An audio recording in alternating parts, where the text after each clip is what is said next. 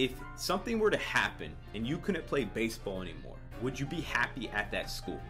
What's up, team? Alex here. Thanks for joining me. And in today's video, we're going to be talking about how to find the best college for you going through this recruiting process. And if you followed me at all, you've heard me say that this is one of the top decisions of your life, of course, in my opinion, right behind the person you decide to spend the rest of your life with. And if you're new to this channel, my name is Alex Swinson. I'm a former college coach and recruiter, and I'm here to help you go through this recruiting process each and every week. So if you get anything from this video, please smash that like button, that thumbs up, and subscribe to my channel. Again, I put out a weekly video.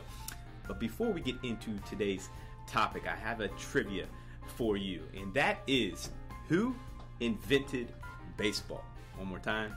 Who invented baseball? Was it Wilson Smith, Babe Ruth, or Abner Doubleday? What do you think? And the answer is Abner Doubleday. Hopefully you got that answer, or you at least learned something today. All right, let's get into today's topic. Being a student athlete in high school and aspiring to be a student athlete in college, there is a lot to consider going through this process, and you're going to want to think and write this out. Okay, though, that is number one, is think about this. Put your phone away and write down so you can articulate your thoughts. And some things that you're going to want to write down and consider going through this process is academics, of course, GPA, test scores. Hey, are you looking to go at a high academic Ivy, or are you going middle range? Your field of study, your majors, what are you interested in? Do you even know? It's okay if you don't know, by the way. That's perfectly fine. You don't have to have it all figured out right now. Of course, athletically, what are you looking for athletically? What's going to be best for you athletically? What about geographically, area? Do you want to stay local? Do you mind going out as far as around the region, or do you mind even just going across the country, whether it's East Coast or West Coast? So think about that. Financials, talk to your parents. Are they going to be paying for this? Are you going to be paying for this? There's all these things that you're going to want to consider. Socially, what type of campus environment do you want to be in? Do you want to be in a city? Do you want to be out in the country? Okay, think about this stuff. This is, and again, write it down. What do you want? Because everybody's going to be a little bit different.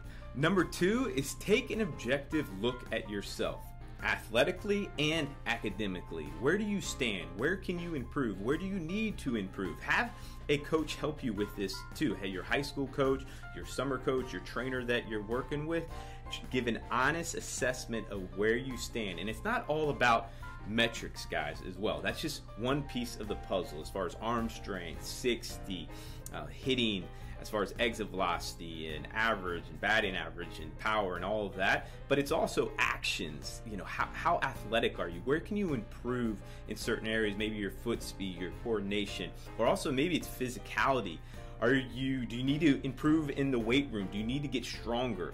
Take a look at that and see where you need to improve. Have you taken a look at the schools that you might be interested in at certain universities? What are those guys doing? Where are those guys out? And see, hey, where do you need to get to? Up to this point, we've looked at ourselves. We've thought about what we think we want. We've written it down.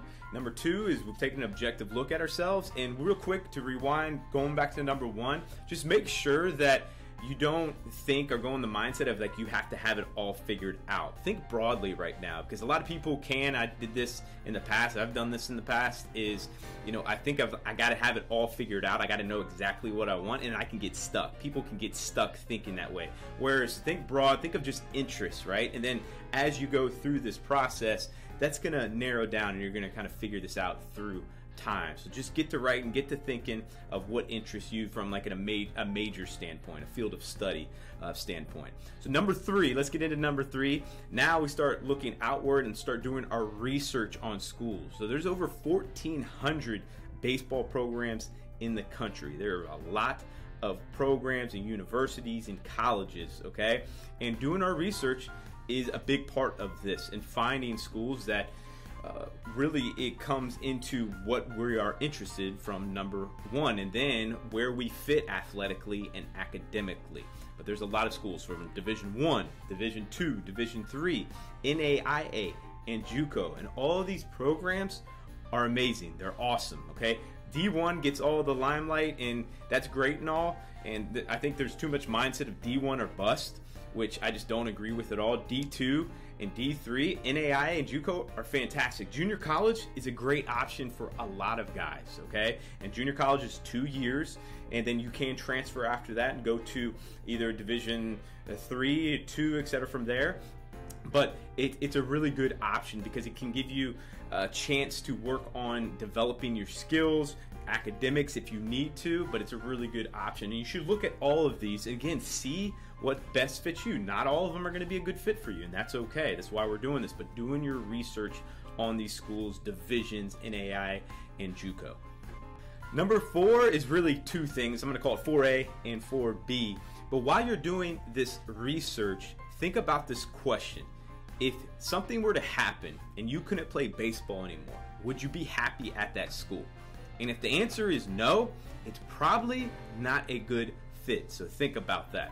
And 4B is be organized going through this process. There's nothing worse, at least for me, of doing all this work and then it's not organized and you almost got to redo all of the work because things are everywhere. You didn't put it on your phone, you didn't put it in your notes or an Excel sheet or a Word document.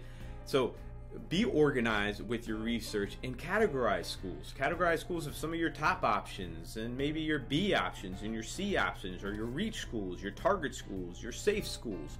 Organize this so you can go back to your notes or a Word document again or Excel sheet and see and take a look at that, add to it, take out, update it as you go. And number 5 is short and sweet but super important, and that is contacting these coaches and getting exposure to them. These college coaches are going to want to see you play. They're going to want to see your actions. They're going to want to see your physicality. They're going to want to see your metrics, all the pieces to the puzzle that they're looking for. They're going to want to see your grades. Eventually they're going to see and want to know you and your character and etc. from there. So contacting and getting exposure. So they need to know about you, need to see you play before they can recruit you. So hopefully you got something from this video, hope something you can take away that helps you find your best college fit, and I hope to see you in the next video. Take care.